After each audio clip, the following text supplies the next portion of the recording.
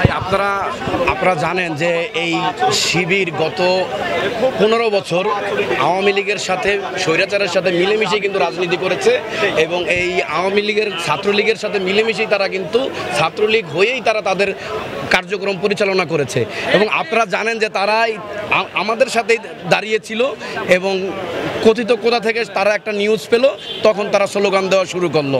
ঠিক আছে, এইভাবেই তারা এই যে গুপ্ত থেকে তাদের যখন দেখা গেছে যে স্বার্থ হাসিল হয়ে যায় তখন তারা দেখা গেছে বের হয়। তারা ছিল আমাদের সাথেই, ঠিক আছে, এখানে জনতার সাথেই। যখন তারা একটা সংবাদ পেল তখন তারা এই গুপ্ত থেকে বেরিয়ে গেল। ঠিক আছে, এটাই তাদের পরিচয়। এখন আপনারা তাদের কাছে জিজ্ঞাসা করুন যে তারা এই যে স্লোগান দিল বা তারা যে সংবাদটি পেল এটা কোথা থেকে পেল, এই সংবাদের ভিত্তি কি? ঠিক আছে, এই সংবাদের ভিত্তি আমরা জানতে চাই, আপনারাও জানতে চান, আপনারা তাদেরকে জিজ্ঞেস করুন তারা কোথা পেল। এই সংবাদ কি এই বিশ্ববিদ্যালয়ের কি উপাচার্য উনি পাঠিয়েছে এই ইলিয়াস আহমেদের কাছে? কি আপনারা শাহবাগ থেকে আপনারা এই সংবাদ জানতে পারেন না? উনি কিভাবে ইউরোপ থেকে এই সংবাদ? সাংবাদিকতার মূল ভিত্তি হলো যে যত আগে একটি সংবাদ প্রচার করতে পারে, কিন্তু ওই সংবাদের তো ভিত্তি থাকতে হবে।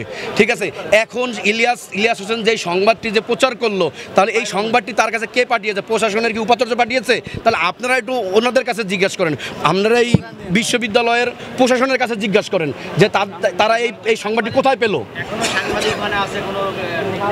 আপনারা তো অনেক প্রতিনিধি আছে, আপনাদের প্রিন্ট মিডিয়া আছে, ইলেকট্রিক মিডিয়া আছে, টেলিভিশনের ভাইয়েরা ওখানে আছে, আপনারা আছেন।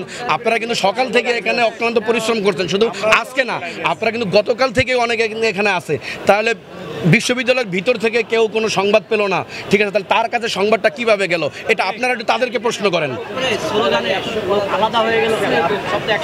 ভাই তারা তো গুপ্ত সংগঠন, তারা চায় যে সবার সাথে মিশে থেকে তাদের যখন স্বার্থ আসলো তখন তারা বের হয়ে গেছে, তারা প্রকাশ্য চলে আসবে। ঠিক আছে, এটা তো তাদের চেনা চরিত্র।